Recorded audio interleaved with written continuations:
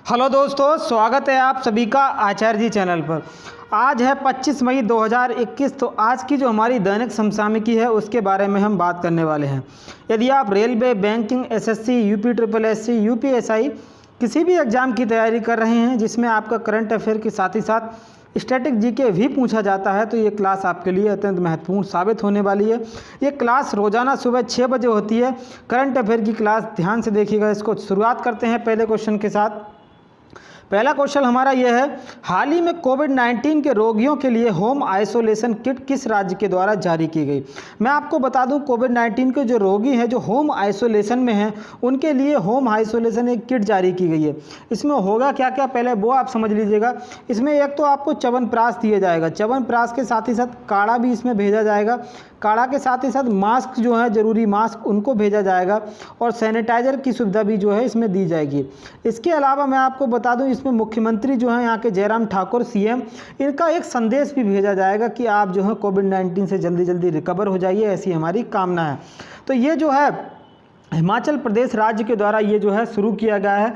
Home isolation kit जो योजना है वो हिमाचल प्रदेश के द्वारा स्टार्ट की गई है। इसके अलावा एक ऐप भी इन्होंने लॉन्च किया है, उसका नाम है हिमाचल कोविड केयर। इसमें जो है मरीज जो है शीघ्र स्वस्थ हो सकें, इसके लिए मदद करने के लिए ये ऐप जो है उसमें मदद करेगा, इसमें ऐसा बताया गया है। इसके अलावा ये जो है किट होने वाली है, ये जो है घर घर वितरित की जाएगी। जो होम आइसोलेशन में मरीज हैं, कोविड-19 के जो रोगी हैं, उनको ये दी जाने वाली है।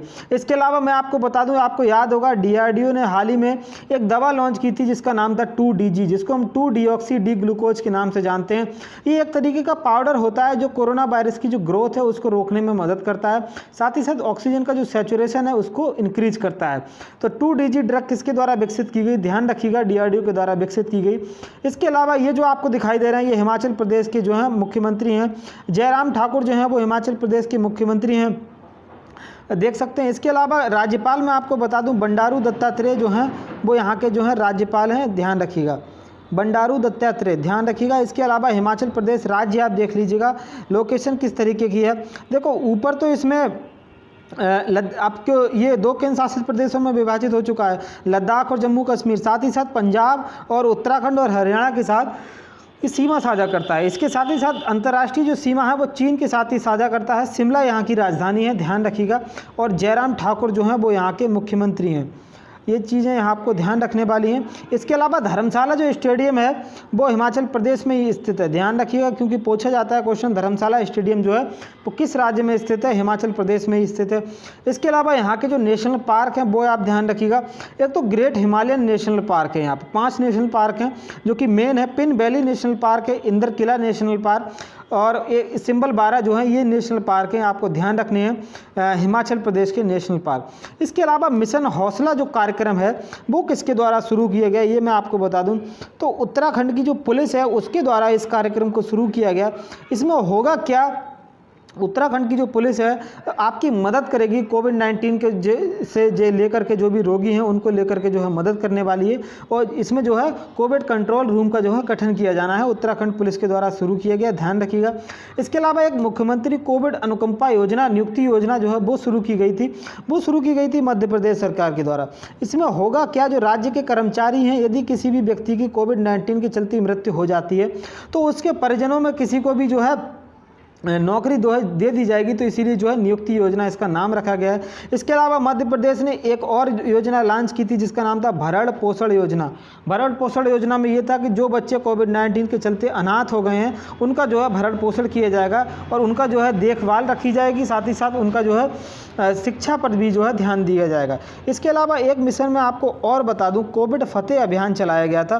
कोविड फतेह अभियान यदि आपको याद हो तो वो किस राज्य ने चलाया था, तो कोविड फतेह अभियान में आपको बता दूं पंजाब राज्य के द्वारा इस अभियान को चलाया गया था।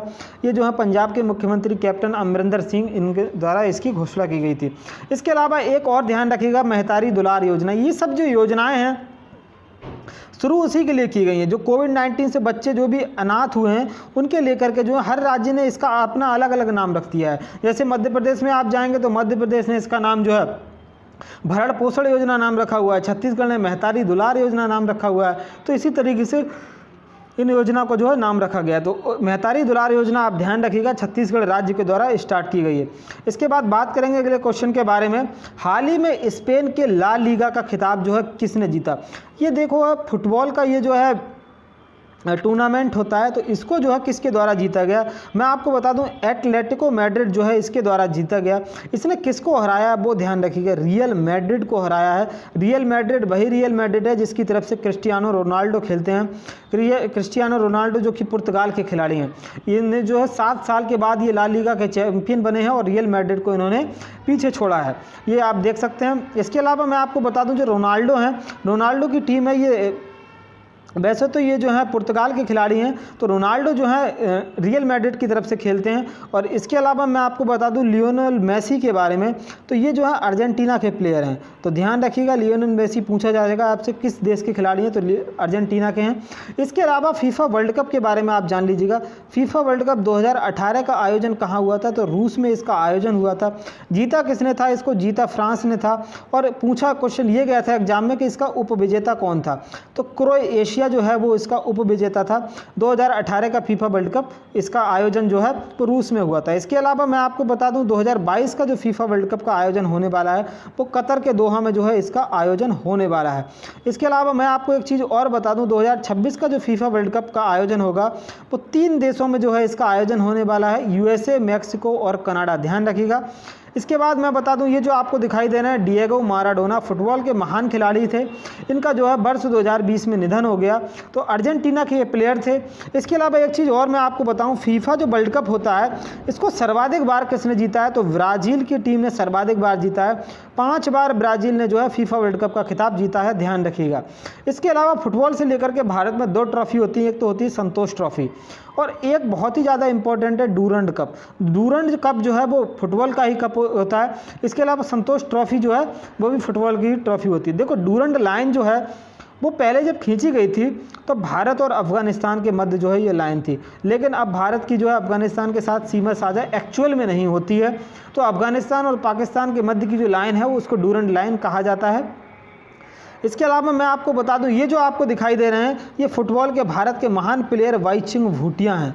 तो वाईचुंग भूटिया के नाम पर जो है सिक्किम में एक स्टेडियम बनाया जा रहा है, ध्यान रखिएगा इनके नाम पर जो है स्टेडियम कहाँ बन रहा है, सिक्किम में वाईचुंग भूटिया के नाम पर जो है स्टेडियम बनाया जा रहा है।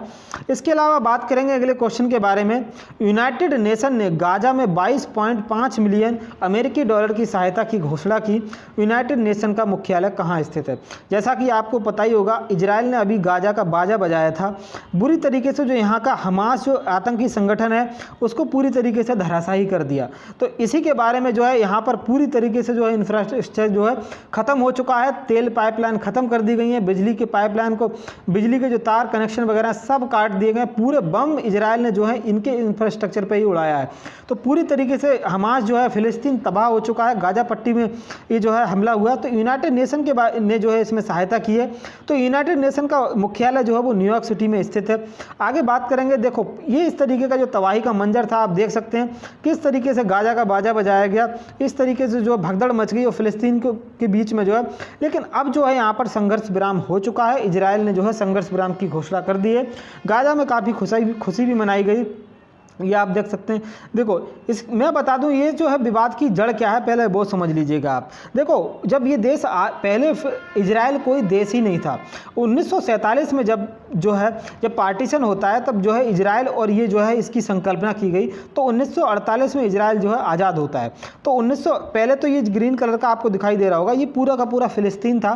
बाद में 1947-48 में जो है इस तरीके का 44% इजराइल बना और जो है जो हमारा 56% था वो फिलिस्तीन था। लेकिन इन दोनों के बीच जो है संघर्ष हमेशा जारी रहा। 1967 में वॉर होती है जिसको कहा जाता है जून वॉर। ये सिर्फ मात्र जो है 6 दिन लड़ाई लड़ी गई थी। 7 अरब देशों ने इजराइल के ऊपर इकट्ठा होकर के इसके ऊपर आक्रमण किया, लेकिन इजराइल ने इनको सभी देशों को मात्र 6 दिनों में हरा दिया था। उसके बाद जो इजराइल का प्रोपेगेंडा यही है कि ये हमला करेगा उसके बाद जो है ज़मीन को हड़प लेता है। तो ये जो है फिलिस्तीन को इसने बिल्कुल खोखला कर दिया है। फिलिस्तीन के पास अभी जो है 12 से 15% पे ये सिमट के रह गया है। तो ये जो आपको दिखाई दे रहा है ये वाला जो एरिया है ये है गाजा पट्टी। तो गाज़ा पट्टी और ये जो है इधर वाला ये जो रीजन है ये है वेस्ट बैंक। तो ये दोनों ही जो है फ़िलिस्तीन के हिस्सा हैं। तो गाज़ा पट्टी में ही हमास जो है आतंकवादी संगठन है, यहीं से जो है पूरी की पूरी आतंकवादी जो घटना आई गाज़ा पट्टी यहीं से जो है पूरी बमबारी दागी गई और इजराइल ने भी इनका धमाधम बदला लिया है। तो इजराइल ने भी धमाधम फोड़ा है और इन्होंने भी आपस में खूब धमाधम लड़ाई हुई है। तो इसमें ज़्यादातर अगर नुकसान मैं बताऊं तो गाज़ा का जो है फ़िलिस्तीन का ज़्यादा नुकसान हुआ है। इजराइल का नुकसान क्यों नहीं हुआ? इनके पास एक पद्धति है जिसको जानते हैं हम आयरन डोम पद्धति। तो आयरन डोम पद्धति क्या होती है, यदि आप इजराइल के ऊपर कोई भी मिसाइल छोड़ेंगे तो ये आपकी मिसाइल को उसी रास्ते में ही नस्ते नाबूद कर देगा। तो ये जो है इजराइल के पास जो है ये पद्धति है। हमास क्या करता था, एक साथ 200 रॉकेट छोड़ता था। इसका कारण यही था क्योंकि यदि एक रॉकेट छोड़ेगा तो उसको तो ये डिटेक्ट कर लेगा और ये जो मार देगा। तो ये जब 200, 300, 400 रॉकेट जब ये छोड़ता था दमादम हमास जो संगठन है, तो इससे क्या होता था, इजराइल की जो आयरन डोम पद्धति है उसमें कुछ जो है रॉकेट इनके डिटेक्ट नहीं हो पाते थे। इससे जो है कुछ लोगों की जान गई। इसमें एक भारतीय नर्स भी थी केरल की, उनकी भी जान गई है। इसके अलावा यूनाइटेड नेशन के द्वारा मदद की गई, तो यूनाइटेड नेशन के बारे में भी जान लीजिएगा। इसकी स्थापना जो है 24 अक्टूबर 1945 को इसकी स्थापना हुई थी। इसके अलावा मैं आपको बता दूं इसका हेडक्वार्टर जो है वो न्यूयॉर्क सिटी में जो है हेडक्वार्टर इसका स्थित है। और इसके जो अध्यक्ष हैं, जो महासचिव हैं, वो जो आपको इस फोटो में दिखाई दे रहे हैं वो हैं एंटोनियो गुतरेस, ये जो हैं इसके महासचिव हैं। इसके अलावा मैं बताऊँ यूनाइटेड नेशन जनरल असेंबली की ये बैठक होती है। देखो यूनाइटेड नेशन जो सिक्योरिटी काउंसिल है उसमें 5 जो है वीटो मेंबर हैं। तो 5 वीटो जो मेंबर होते हैं, यदि 5 वीटो का मतलब ये होता है 5 देश, यदि इनमें से कोई भी देश जो है मना कर देता है तो वो जो है प्रस्ताव पारित नहीं हो सकता है। तो वो कौन है वो आप ध्यान रखिएगा। इसकी ट्रिक है FRANC, फ्रांस से आप याद रखिएगा। फ्रांस में आप N को कर दीजिएगा साइलेंट, N को काट दीजिएगा। F से फ्रांस बन जाता है, R से रसिया, A से अमेरिका, C से चाइना, E से इंग्लैंड। 5 देश के पास वीटो पावर है, ध्यान रखिएगा। उसके अलावा यूनाइटेड नेशन सिक्योरिटी काउंसिल के बारे में बात करूं, भारत इसका भी सदस्य है, अस्थायी सदस्य है। भारत इसका 8वीं बार सदस्य बना है। इसके 5 तो स्थायी सदस्य होते हैं, साथ ही साथ 10 जो हैं अस्थायी सदस्य होते हैं, ध्यान रखिएगा। बात करेंगे आगे। अगला क्वेश्चन हमारा यह है, हाल ही में किसे भारतीय रिजर्व बैंक इनोवेशन हब का मुख्य कार्यकारी अधिकारी नियुक्त किया गया? मैं आपको बता दूं RBI का जो है मुख्य कार्यकारी अधिकारी जो है वो किससे चुना गया है? तो राजेश बंसल जो है उनको मुख्य कार्यकारी अधिकारी जो है चुना गया है। ये जो है आप देख सकते हैं इनको जो है चुना गया। इसके अलावा ये जो आपको दिखाई दे रहे हैं T रविशंकर, S रमन, ये T रविशंकर कौन है? ये जो है RBI के डिप्टी गवर्नर हैं। S रमन कौन है वो मैं यदि आपको बताऊं तो ये MD एंड CEO हैं। किसके CEO हैं? ये सिडबी बैंक के जो हैं MD एंड CEO हैं। इसके अलावा सुशील चंद्रा जो हैं वो भारत के निर्वाचन आयुक्त हैं, ये मुख्य निर्वाचन आयुक्त हैं, CEC हैं, chief election commission of India. ये सुनील अरोरा के स्थान पर जो हैं चुने गए थे। इसके अलावा ये जो है आपको देख सकते हैं, ये जो हमारा राजेश बंसल हैं, ये जो है इनको RBI का जो है चुना गया मुख्य कार्यकारी अधिकारी CEO जो है जो RBI का इनोवेशन हब है उसमें इसको चुना गया। इसका होगा क्या, ये जो है इनके बारे में मैं बता दूं, जो आधार की जो संस्थापना हुई थी, आधार कार्ड जब आया था तो आधार के संस्थापक सदस्य की जो मेंबर जो कमेटी थी उसमें भी ये शामिल थे। उसके साथ ही साथ KYC को भी इनके द्वारा डिजाइन किया गया था। इसके अलावा बात करेंगे RBI के बारे में, कुछ बातें जान लीजिएगा। RBI बहुत ही महत्वपूर्ण संस्थान है। इसकी स्थापना कब हुई थी? 1934 में यंग हिल्टन आयोग आया था। इसके बाद 1 अप्रैल 1935 को इसकी जो है स्थापना हो गई थी। जब इसकी स्थापना हुई तो इसके पहले अध्यक्ष जो हैं वो ऑसबोर्न स्मिथ को बनाया गया। ध्यान रखिएगा, पहले अध्यक्ष जो हैं वो ऑसबोर्न स्मिथ को जो है इसके बने थे। इसके अलावा इसको जो है 1 जनवरी 1949 को इसका हो जाता है राष्ट्रीयकरण। उसके बाद पहले भारतीय गवर्नर बने, उनका नाम था CD देशमुख। तो CD देशमुख जो थे वो पहले भारतीय गवर्नर बनाए गए। इसके अलावा एक चीज़ और जान लीजिएगा, अभी हाल ही में जो है इसके 25वें गवर्नर कौन हैं? तो वो शक्तिकांत दास हैं। ये बहुत ध्यान रखने वाली चीज़ है। इसके जो RBI के अभी गवर्नर 25वें नंबर के हैं। इसके अलावा देखो, एक तो इसमें गवर्नर होते हैं, इसके साथ ही साथ 4 इसमें जो है डिप्टी गवर्नर होते हैं। उनके नाम यदि मैं आपको बताऊं तो एक तो है माइकल पात्रा साहब, माइकल पात्रा के साथ ही साथ एक है मुकेश जैन। मुकेश जैन के अलावा मैं बता दूं आपको एक है T राजेश्वर, एक T राजेश्वर हैं। उसके अलावा एक और है T राजेश्वर राव हैं, सॉरी T राजेश्वर नहीं है, राजेश्वर राव हैं। उसके अलावा एक जो हैं T रविशंकर हैं। तो 4 जो हैं इस समय जो है डिप्टी गवर्नर हैं, ध्यान रखिएगा। बात करेंगे अगले क्वेश्चन के बारे में। हाल ही में विश्व एथलेटिक्स में डोपिंग समीक्षा बोर्ड ने रूस के खिलाड़ियों को अंतर्राष्ट्रीय प्रतियोगिता में न्यूट्रल खेलने की मंजूरी दी। बाडा का जो है मुख्यालय कहाँ स्थित है? देखो अंतर्राष्ट्रीय जो प्रतियोगिताएं होती हैं उसमें जो है न्यूट्रल खेलने की मंजूरी क्यों दी गई है, पहले ये समझिएगा। देखो, अंतर्राष्ट्रीय जो डोपिंग एजेंसी होती है, जिसको हम बाडा के नाम से जानते हैं, वर्ल्ड एंटी डोपिंग एजेंसी, ये डोपिंग की जांच करती है कि कोई भी खिलाड़ी जो है डोपिंग तो नहीं कर रहा है। डोपिंग से क्या होता है, कोई भी व्यक्ति मान लीजिए ड्रग्स वगैरह कुछ इस तरीके की ड्रग्स लेता है जिससे उसमें जो है कुछ तात्कालिक पावर्स जो आ जाती हैं, उसका जो है मैन पावर जो है उसका बढ़ जाता है। तो इसको लेकर के जो है स्वस्थ प्रतिस्पर्धा जो है हो सके, मतलब जो है जो खेल हो उसमें जो है स्वस्थ प्रतिस्पर्धा हो, इसको लेकर के जो है किया गया है। तो मैं आपको बता दूं, रूस जो है इसमें इतना लापरवाह देश है, एक तरीके से दमादम डोपिंग करते हैं ये। तो इनको जो है ओलंपिक, जो टोक्यो ओलंपिक होने वाला है उससे भी इनको हटा दिया गया। मतलब इसका ये है कि रूस के झंडे के तले जो है ये खिलाड़ी नहीं खेलेंगे। ये अपने अलग तरीके से न्यूट्रल होकर के एथलेटिक्स के तौर पर खेल सकते हैं, लेकिन ये अपने अलग तरीके से जो है नहीं खेलने वाले हैं। तो इसके अलावा मैं बता दूं, इसका जो हेडक्वार्टर है वो मॉन्ट्रियल में जो है, कनाडा की जो सिटी है यहाँ पर स्थित है। रूस के राष्ट्रपति आपको दिखाई दे रहे होंगे, व्लादिमीर पुतिन साहब जो हैं ये रूस के राष्ट्रपति हैं, ध्यान रखिएगा।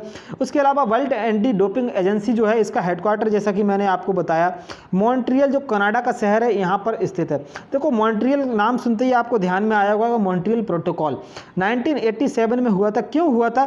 जो ओजोन परत है उसके संरक्षण को लेकर के मॉन्ट्रियल प्रोटोकॉल हुआ था। वो जो ओजोन जो लेयर है वो किस लेयर में स्थित है, मैं आपको बता दूं, समताप मंडल जो है उसमें जो है ओजोन परत हमारी स्थित है, ध्यान रखिएगा। उसके अलावा मैं आपको, जैसे कि मैंने बताया, इसका उद्देश्य क्या है, स्वस्थ प्रतिस्पर्धा हो सके, ये जो है वर्ल्ड एंटी डोपिंग एजेंसी का उद्देश्य है।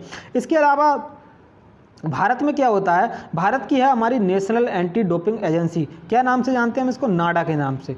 वर्ल्ड में बाडा, भारत में नाडा, वर्ल्ड में बाडा और भारत में नेशनल जो है वो नाडा हो जाती है।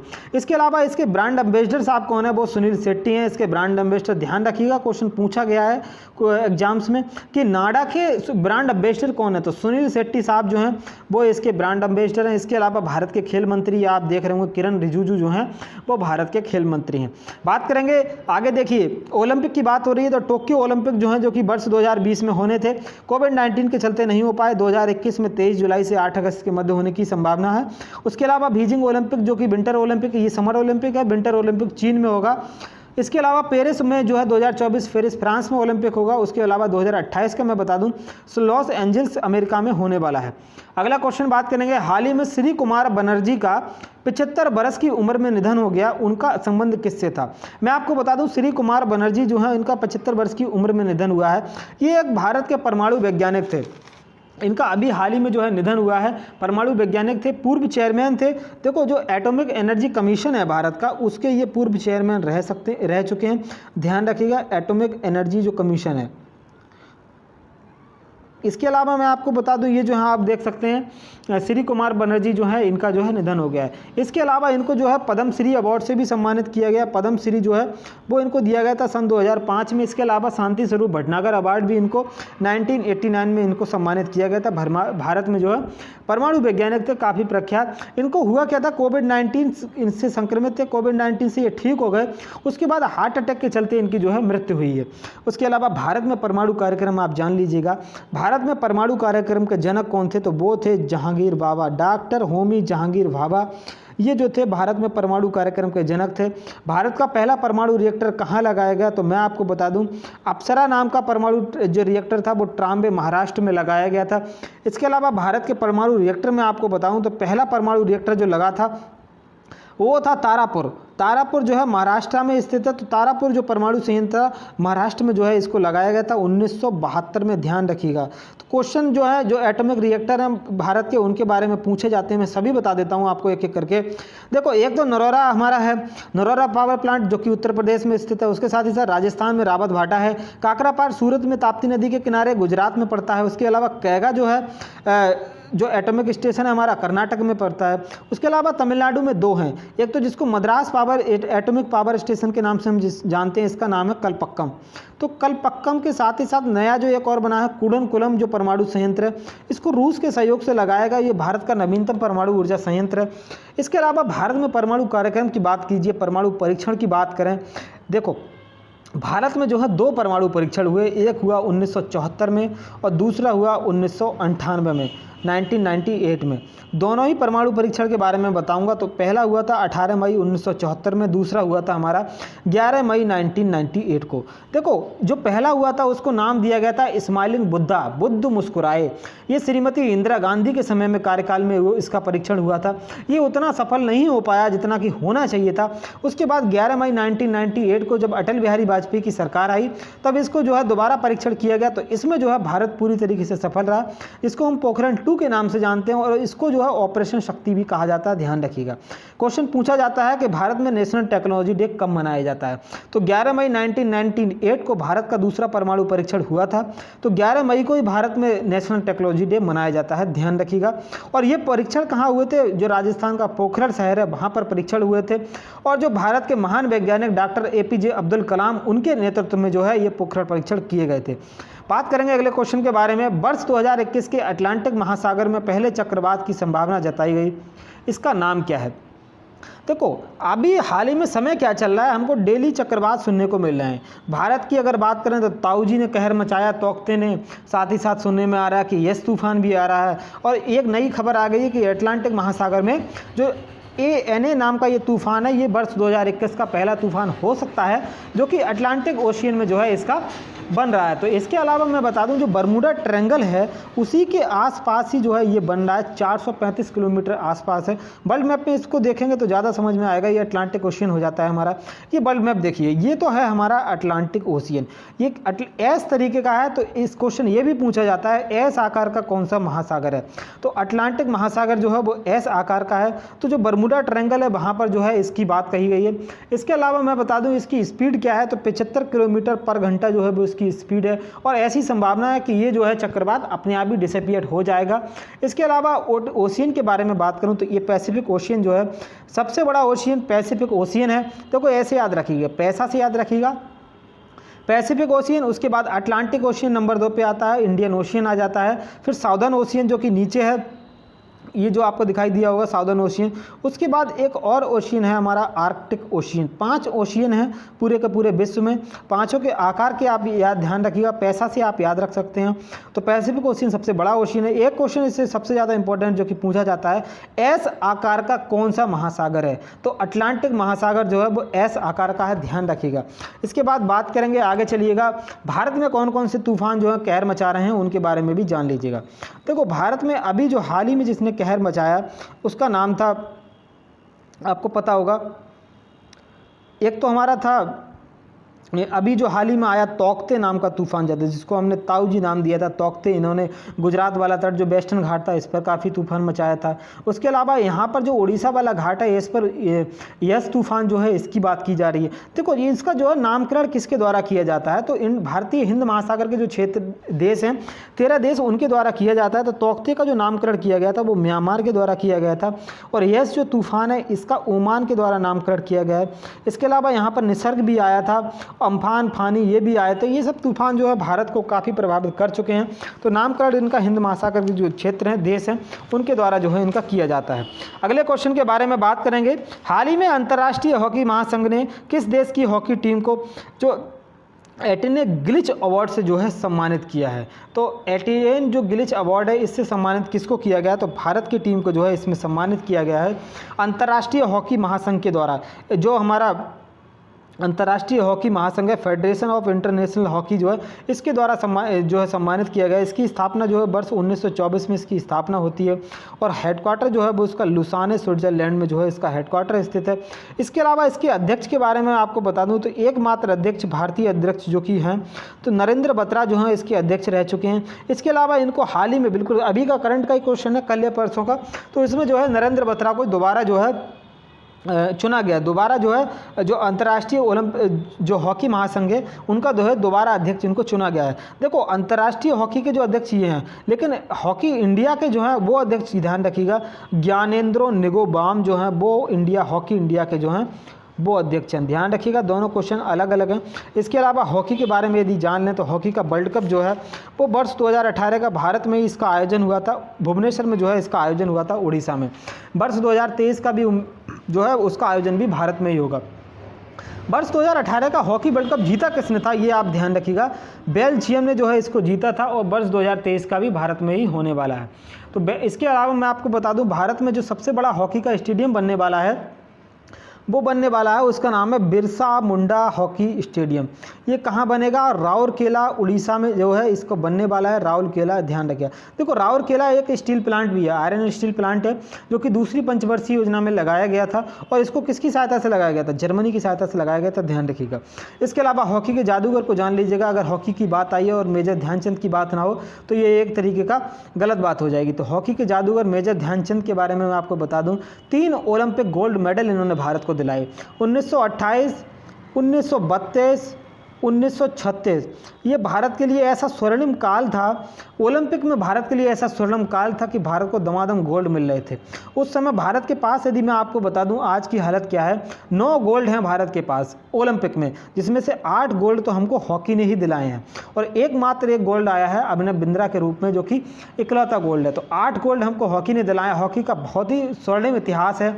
तो इनके बारे में बता दूं, मेजर ध्यानचंद, जिनको हॉकी का जादूगर कहा जाता था, इनके बारे में ये कहा जाता कि इनकी जो हॉकी स्टिक थी, इनकी जो है जांच कराई गई थी। विरोधी जो टीम थी उनका ये कहना था कि हॉकी स्टिक जो है इन्होंने इसमें जो है चुंबक फिट करा लिए कि गेंद इनसे छूटती ही नहीं है। इतने महान खिलाड़ी थे। आप देखिएगा इनकी जो हॉकी स्टिक है उसको तोड़ करके चेक भी किया गया था कि इसमें है या नहीं है। तो ये महान खिलाड़ी थे, उसमें कुछ भी नहीं निकला था। जो जर्मनी का तानाशाह था हिटलर, वो भी इनसे बहुत ज़्यादा प्रभावित था। वो ये चाहता था कि हिटलर जो है उनकी देश की तरफ से खेलें, लेकिन इन्होंने उसको इनकार किया था। इनका ये कहना था कि हॉकी मेरे लिए मेरा मजहब है। इसके अलावा आप बात करेंगे अगला क्वेश्चन, हाल ही में किस राज्य ने मिशन ऑक्सीजन सेल्फ रिलायंस योजना लॉन्च की। मैं आपको बता दूं, ये जो सेल्फ रिलायंस योजना है वो महाराष्ट्र सरकार के द्वारा लॉन्च की गई। इसमें होगा क्या कि जो ऑक्सीजन के संयंत्र हैं, ऑक्सीजन की मांग जो है बढ़ती जा रही है, तो ऑक्सीजन के संयंत्र जो है वो ज़्यादा से ज़्यादा लगाए जाएँ। तो उसको प्रोत्साहन करने के लिए होगा क्या कि मान लीजिए किसी न किसी तरीके से टैक्स में कमी कर देंगे, उनको प्रोत्साहन दिया जाएगा जो भी लगाना चाहते हैं। तो महाराष्ट्र सरकार के द्वारा इसको जो है शुरू किया गया। इसके अलावा महाराष्ट्र सरकार की जो है, महाराष्ट्र की जो राजधानी है मुंबई है, और ये आप जानते होंगे उद्धव ठाकरे यहाँ के मुख्यमंत्री हैं। महाअघाड़ी सरकार यहाँ पर चल रही है। बात करेंगे ऑक्सीजन ऑपरेशन समुद्र सेतु 2 के बारे में। ऑपरेशन समुद्र सेतु 2 जो है वो भारतीय नौसेना के द्वारा चलाया गया।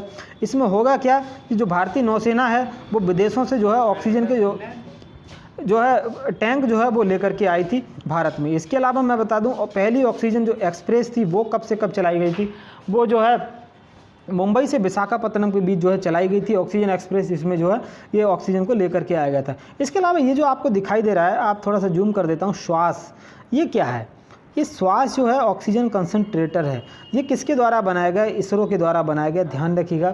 ऑक्सीजन कंसंट्रेटर क्या होता है, हम इसमें से एयर को प्रवेश कराएंगे। एयर में क्या होता है, नाइट्रोजन भी होती है, ऑक्सीजन भी होती है।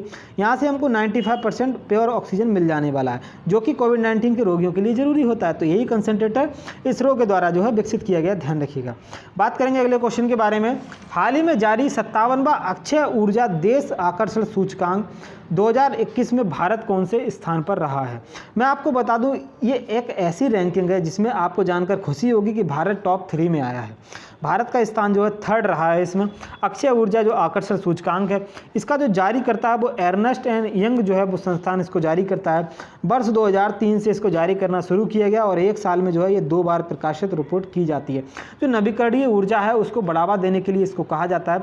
भारत में नवीकरणीय ऊर्जा का जो लक्ष्य है वो 175 गीगावाट जो है भारत का नवीकरणीय ऊर्जा का लक्ष्य है वर्ष 2022 तक।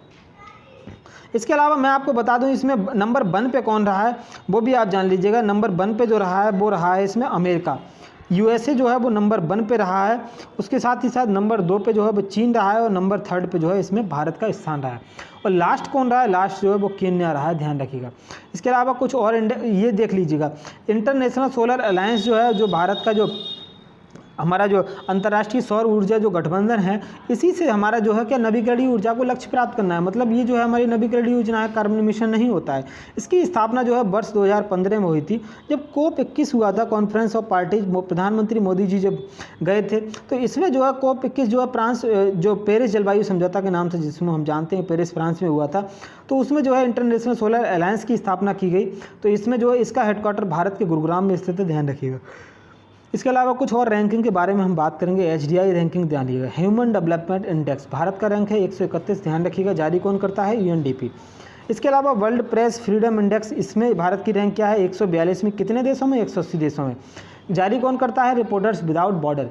इसके अलावा एक आध रैंक मैं आपको और बता दूं, global energy transition index, global energy transition index, इसमें भारत की रैंक 87 है, ध्यान रखिएगा। इसके अलावा ease of doing business, ease of doing business जो है वो इसमें भारत की रैंक 63 है, वर्ल्ड बैंक के द्वारा इसको जारी किया जाता है। आज के टॉपिक ऑफ द डे में हम बात करेंगे विटामिन की कमी से होने वाले रोग एवं उनके स्रोत। कल हमने जाना था विटामिन के बारे में, उसी की कड़ी में हम थोड़ा और आगे बढ़ने वाले हैं। विटामिन ए के बारे में जानिएगा। ए का मैंने साइंटिफिक नाम क्या बताया था आपको? रेटिनॉल जो है वो इसका साइंटिफिक नेम होता है। साथ ही साथ इससे कमी से रोग कौन कौन से होते हैं? रंतौदी जो है, रंतौदी हो सकता है, संक्रमण का खतरा, जेरेप्थेलिमिया वगैरह, ये रोग जो है इसकी कमी से हो सकते हैं। विटामिन B1 के बारे में बता दूं तो वेरी जो है इसका साइंटिफिक नेम है। क्वेश्चन में यही पूछा जाता है कि विटामिन B1 का साइंटिफिक नेम बताइए। त्वचा का फटना जो है, आँखों का लाल होना, जिब्या का फटना, ये सब इसमें आता है। और इसका जो स्रोत है वो मैं बता दूँ, हरी सब्जियाँ, दूध, कलेजी, मांस, ये सब जो है इसके स्रोत हैं। इसके अलावा मैं आपको बताऊँ अगला जो है हमारा विटामिन B3। विटामिन B3 का जो है विटामिन B2 भी पहले जान लीजिएगा। राइबोफ्लाविन जो है वो इसका नाम होता है। तो राइबोफ्लाविन ध्यान रखिएगा किसका नाम होता है। इसके अलावा मैं आपको बताऊं आँख जो है इसमें लाल हो जाती हैं। और B1 की कमी से जो रोग होता है वो मैंने आपको गलत बताया, थायामीन जो है B1 की कमी से रोग होता है, ध्यान रखिएगा। B2 की कमी से होता है आँखों का लाल होना, B1 की कमी से जो है हमारा थायामीन होता है, बेरी होता है।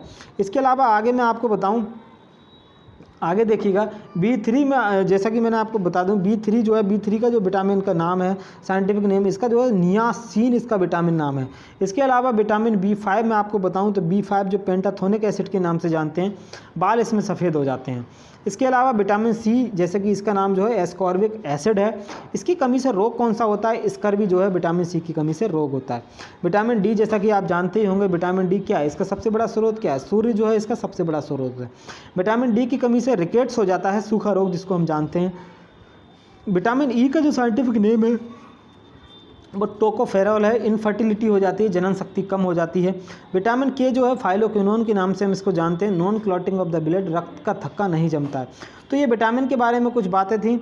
इसके अलावा दोस्तों यदि आपको वीडियो पसंद आई हो तो चैनल जो है वीडियो को लाइक कीजिएगा। यदि आप चैनल पर नए हैं तो सब्सक्राइब कीजिएगा। आपका कोई भी क्वेश्चन हो तो कमेंट बॉक्स में आप पूछ सकते हैं। इसके अलावा यदि आप डेली PDF प्राप्त करना चाहते हैं मेरी क्लासेस की, तो आप जो है आचार्य जी चैनल है उसको आप ज्वाइन कर सकते हैं, आपको डेली PDF प्राप्त होती रहेगी। तो थैंक यू दोस्तों, गुड बाय।